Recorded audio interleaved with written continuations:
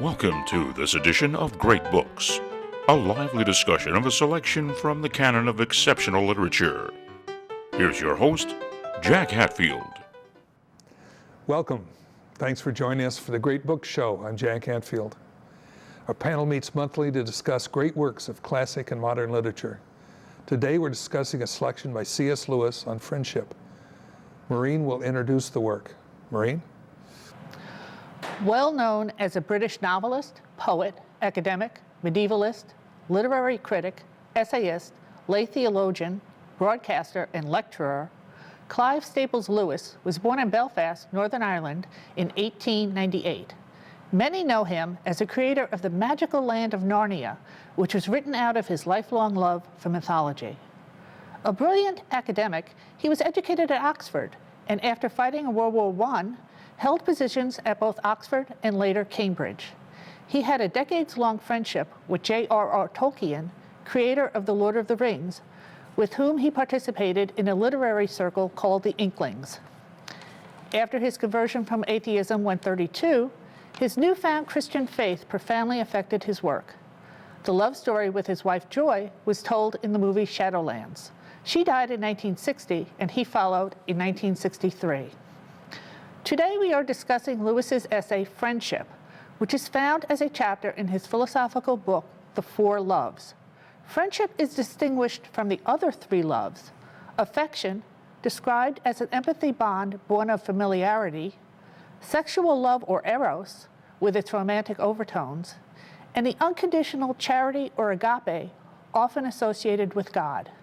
Friendship is something different, something not necessary for life, but a bond that grows between people who share common values, interests, or activities, a bond much stronger than mere companionship. Join us as we discuss what insights Lewis had about friendship. I thought we'd get into the difference of friendship than the other loves. And one of the questions I had of all the kinds of loves, why is friendship the most profound? Yeah, I thought that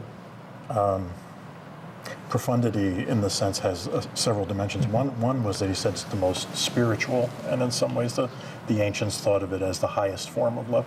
I think, to take a first stab at it, I think that part of it is that he sees it as being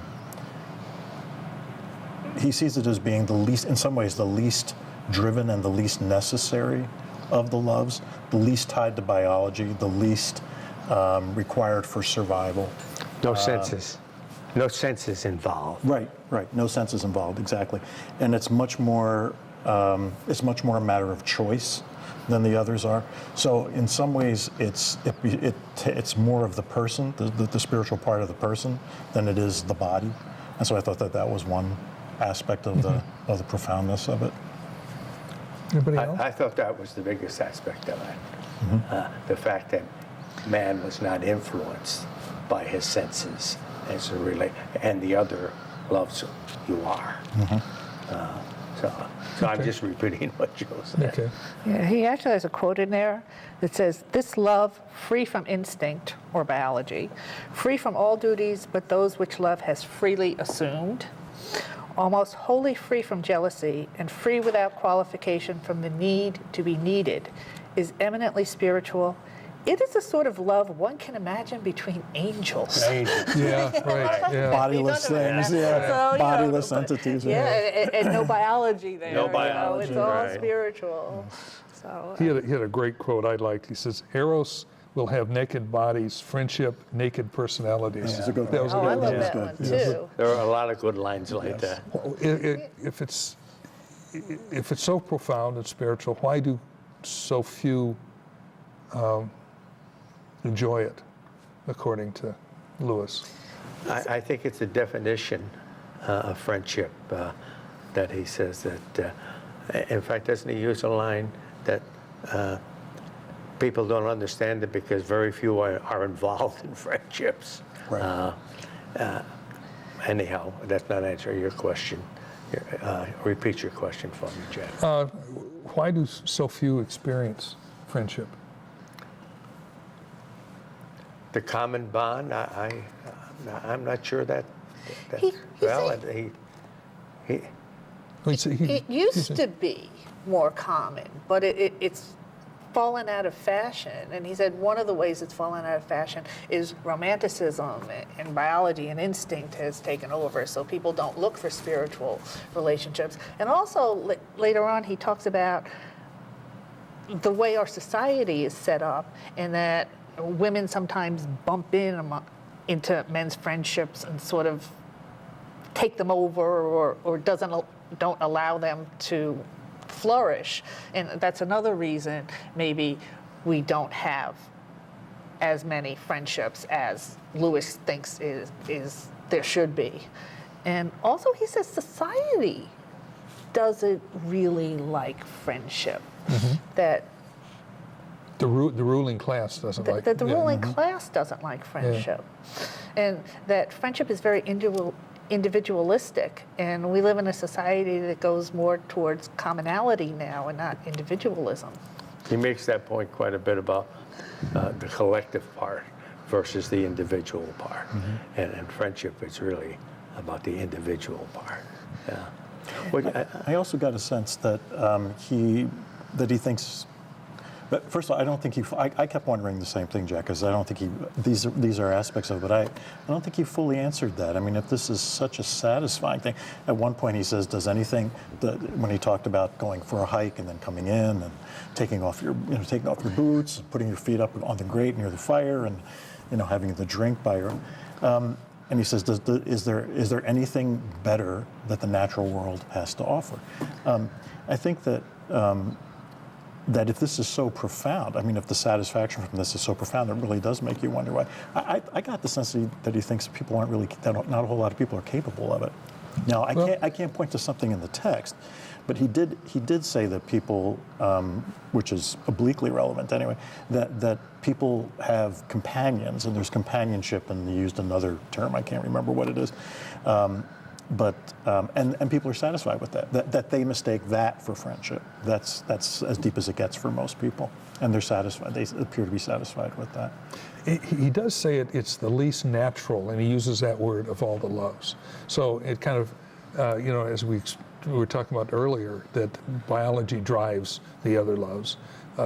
Here it doesn't. So it's something that's not necessary for survival, and it's not something that you're driven by an appetite. An appetite, yeah. So that I think that's a very definite reason he gives that it's not popular. Yeah. So I like the way he says, without eros, we wouldn't have children, and without affection, those children wouldn't be raised. But you can't survive without friendship.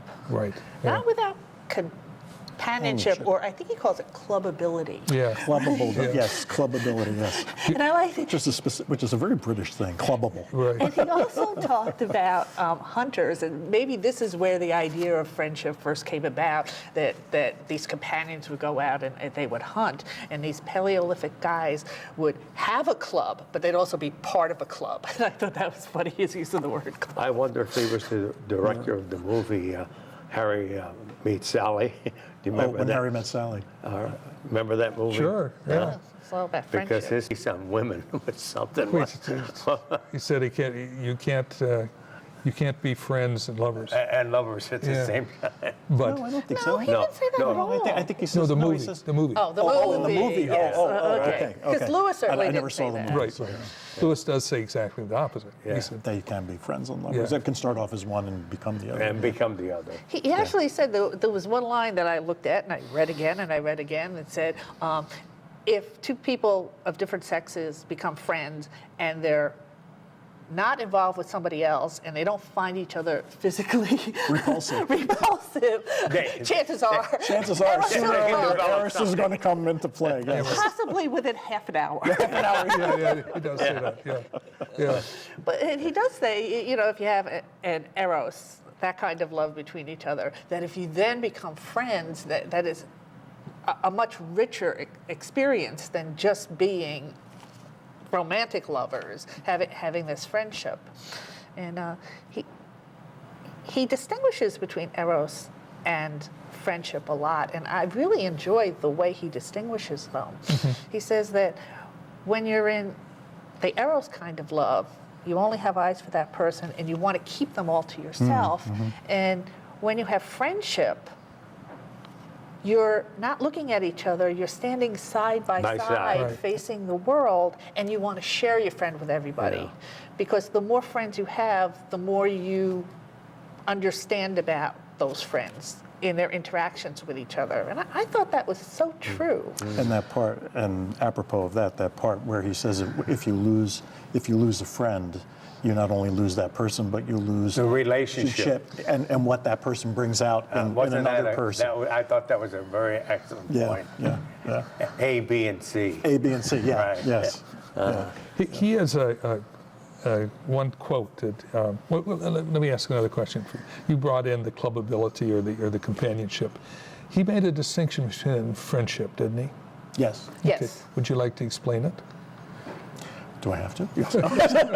Yes, I'll give it my best shot.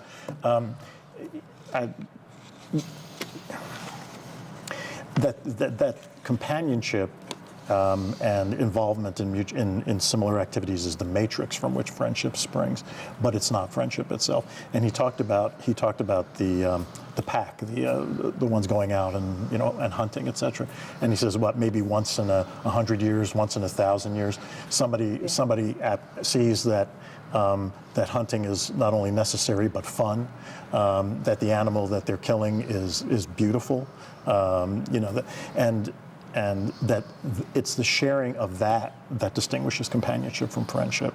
It's a different take on things, a higher take maybe, but a different take. I think in your introduction you said it was It was shared values, Interest? Activities. interests and activities. Activity. Yeah, right. And that's the soil from which friendship. But doesn't he say they both have this question about the truth? What's the truth about this, whatever common they both see the interest same they truth have. or I something. don't think so. Here's what I understood the distinction. Go ahead. It's like I have a tennis group I've played with for 10 years, Yeah. and there's actually two groups. And one group, most of the people, all I know of, we play tennis together.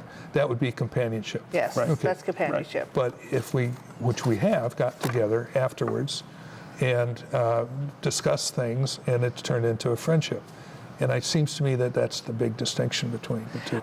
He says there's a question that people ask as they become friends. He says, "What? You too? I thought I was the only one." Yeah. So there's something that separates those two who become friends from the regular pack, in that there's something surprisingly similar to yourself. It's just not doing something together. It is Right. that sort of sharing. Right. So Right. What was So it? would you say that all the people in that group are friends in this sense? no, No. some of them don't know that. Some. Yeah. Okay.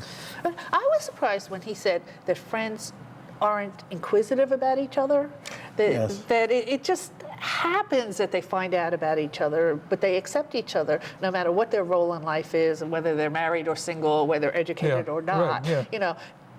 Everything else is secondary, and that's Yeah. why they had that quote about naked personalities as Right. opposed to naked bodies for Yeah, Eros. right. I thought it was I was interesting surprised when at he that says too. that friendship increases by the numbers. Yes.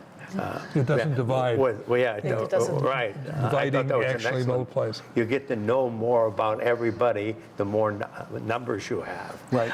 And those other people can bring out things in And your bring out friends things that that you you couldn't can't. possibly. Right. But I also like the question that you alluded to, which is, do you care about the same truth? Oh, he The said that a couple of times. Yeah, the man who agrees with us that some question, little regarded by others, is of great importance can be our friend. He need not agree with us about the answer, just Right. that the Right. question is Right. important, that Yeah. searching together. Which I think is very valid. Didn't you say something about Emerson? Didn't you have a quote from Emerson about do you see the same truth? Meaning, do you? I'll have to find it anyway. I don't Oh, have do it. you love me? In this kind of love, as Emerson said, do you love me means, do you see the same truth? Do you see Yeah. the same truth? Okay. Let me ask a question here. Here's a quote. Maybe you can explain it. Why does friendship make a good man better and a bad man worse? Well, that's what you tell your children. I don't want you running around with those guys. The good guys attract good guys, bad guys attract bad guys. No, well, okay. I That's a think part of it, I think, because Yeah, I think a part of what he says is that friendship by its very nature tends to be exclusive. I mean, it does. I mean, You're you right. can bring people Yeah. into the orbit, Yeah. but you can't have like 500 people in that orbit. Chances are, and you already are. And this is actually one of the reasons, besides the fact, getting back to your question, why is friendship relatively rare? Authorities don't like it, but the other thing he said was that people who don't experience it, or people who are on the outside, tend to see it tend to see it enviously and to describe it in terms like a clique, a set, Right. with the idea that that the exclusivity is also a superiority. But the idea that you're separated from the influences of the outside. When you're outside the group, things that you believe or feel, you can start to doubt yourself. Once you're in the group, he says, then the things that you questioned, 10 minutes later, you're absolutely sure of them again. Yeah. So I think it insulates people from that. But you can reinforce each other for the good, or you can reinforce each other for the bad. Exactly. It's Right. what is that thing that draws you together? If it's good, then the friendship's probably going to be a good one. But if it's a bad thing that draws you together, and he says like even torture, cannibalism, that could draw friends together. Yeah, right. And that would be eminently bad. Because friendship, to say what a slightly different way, anytime you form a group, there's the other, the other. non-group. Yeah. Yeah, So, yeah. But that's not Yeah. about bad people becoming bad. That's even about good people feeling this superiority. Yeah, the in-group because- versus the out. The in-group versus the Right. out-group, because he says friendship is exclusive. There's always us and the other. Yeah, And you can draw that out where you don't care about the other, or you think you're superior to the other.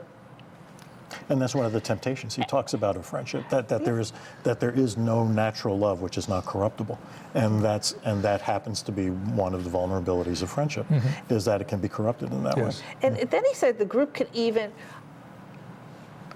become bigger by letting other people in, and then eventually like take over. And if you're taking over a government, then you give them the jobs because they're people like you, they're not those other people. And then he says that destroys the friendship circle, and it certainly helps to destroy society or corrupt society because of that feeling of us and them. Why doesn't authority like friendship? He mentions that a couple of times. well, it's because it can go against the Principles of common- authority? Yeah. Because The authority culture. intrinsically doesn't stand for other power centers. Yeah. And a friendship is a little power center Yeah, that's it is. that isn't beholden to the government. Its loyalty is to the people within that group. And they form their own ideas about things. And they can as form their opposed own to- ideas, Right. yeah. And they reinforce each other against whatever society And thinks. isn't that part of the answer to Jack's question, why good people become better and bad people can become worse? You learn from your friends. Yeah. I think that's part of what is Yes. the answer to your question. And we say peer pressure, these are peers that you value if they're inside your friendship circle. They're the peers you've chosen. Yes. I mean, you've reached out. and He chosen. goes on, and it kind of surprises me when I read it about how it's necessary for, and he quotes mathematics, and for all the I love inventions that. and art and everything else requires more than one person. Yeah, And I've because never thought of it that way. one person has an idea, but how does it spread to everybody else? Well, first it has to spread to another person who sort of like backs you up and Yeah. gets you to spread Does it. he He talk said the about- guy that saw that the animal that they're slaying was also beautiful.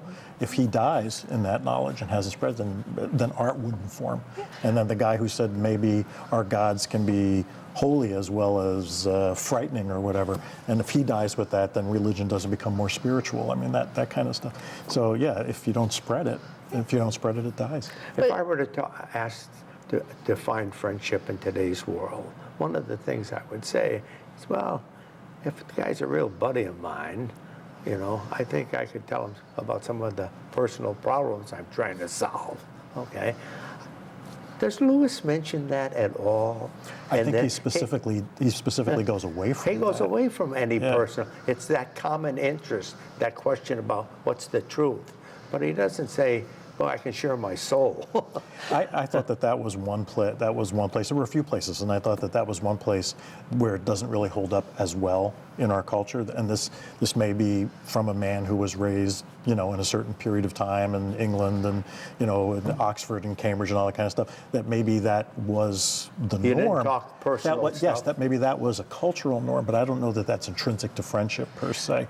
Because I think you're right. I mean, I think that part of the people that I think are my friends in this sense are people that I can't talk with about that kind of stuff. But he also, I found it surprising that he said an ally isn't necessarily a friend, and friends will help you out if you need them, but they really don't want to. They sort of do it because they're your friends, but they're glad to get those problems over with so they can go back to the friendship. And I thought that was very strange because I want to help people out. I feel that bonds people closer together, and Lewis certainly didn't feel like that. Yeah. He felt like that was all an interruption. An interruption, yeah. The interruption in the conversation, I think that's what he said. Yes, is what he said. Yeah. On page 72 of my book, from what has been said, it will be clear that in most societies, at most periods, friendships were between men and men. And then he goes on for a couple of pages destroying women as it relates to friendships. I don't think he does. Boy, I didn't think so. I thought, because he also said that during those ages, women have their own friendships. Their own, but not between a man and a woman. That's what I meant. Yeah. But what he said was that society can function. There are two sort of configurations in which society can function. One of them, and that we don't have either now. What happens is that the woman, he says, the woman in the suburbs, basically, who's cut off from other women and therefore can't develop her own friendships, and is cut off from the society of men and therefore can't develop friendships with other men, and so she gets the worst of both worlds.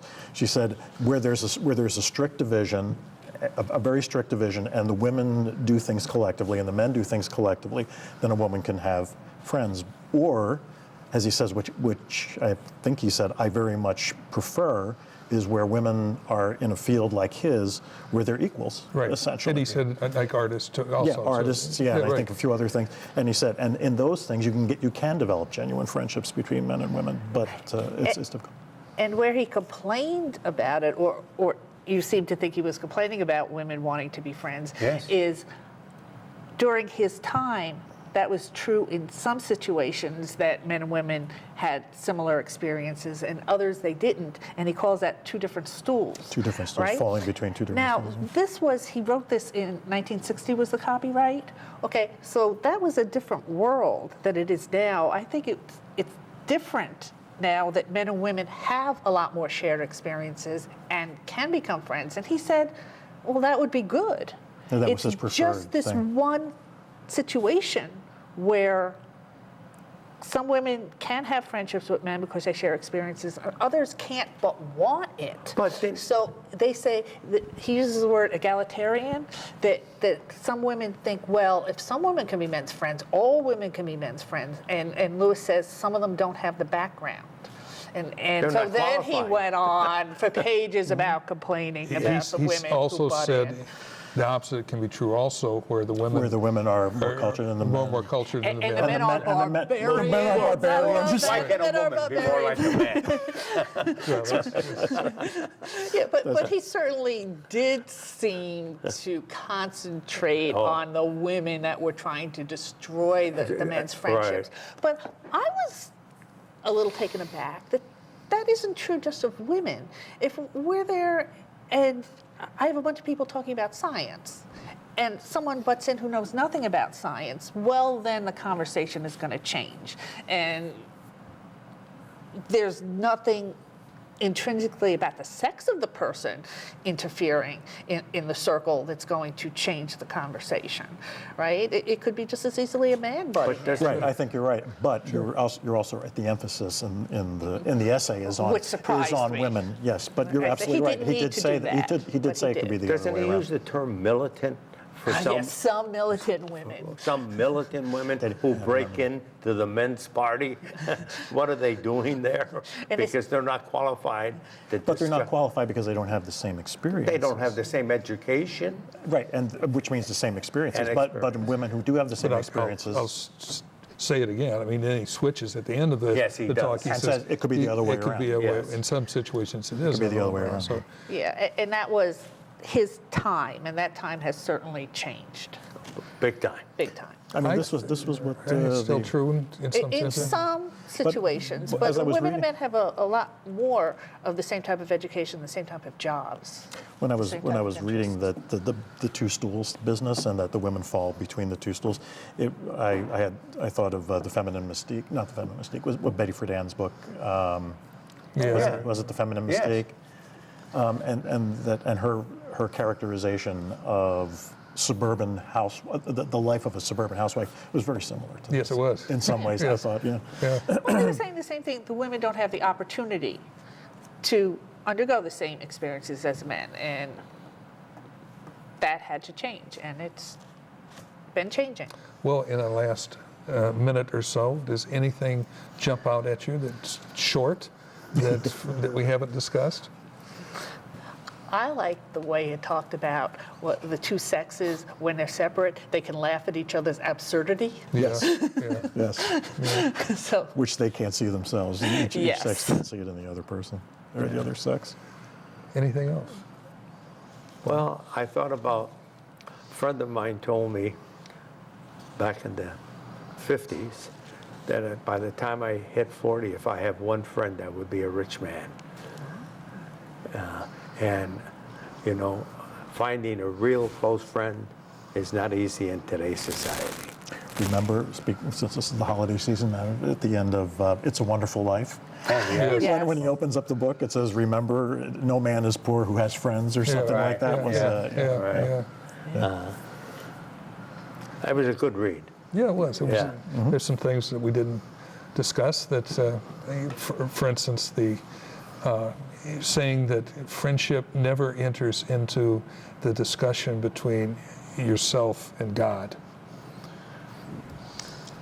Because, and there's a reason for that, because it's too close to, and if you say Father, if you're to a deity you call Father, it's ridiculous to think of the actual Father, so you know that that's just a metaphor. Right. But if you Yes. said in terms of friendship, it's so close, then you're going to You might confuse mistake it. the You one. might- yeah, right. That's a good point. I thought that was really an interesting observation. Yeah, that I did too. that in Scripture, the most common friendship hardly ever appears as a Yeah. model of the relationship between man and God. Or, Yeah, yeah, it yeah. almost never appears.